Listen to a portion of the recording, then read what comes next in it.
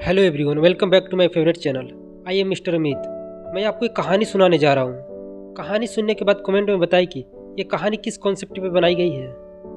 एक किसान मरा हुआ जानवर को एक सूखे कुएं में फेंक दिया। कुछ ही देर बाद 70-80 चूहे उस जानवर के गंध से खींचकर कूद पड़े। उनके लिए वो आसान था खाना, उसे खा लिया।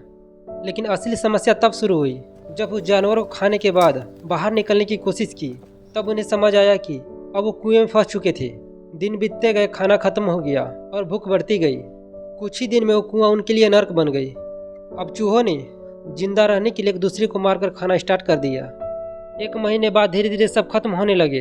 एक आखिरी चूहा बचा था जिसकी आंखें खून की तरह लाल हो चुकी थी।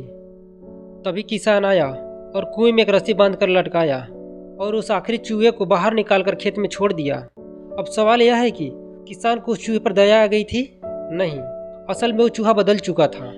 अपनी ही जाति को खाने की आदी हो चुका था, इसलिए अब वो अनाज नहीं खाता था।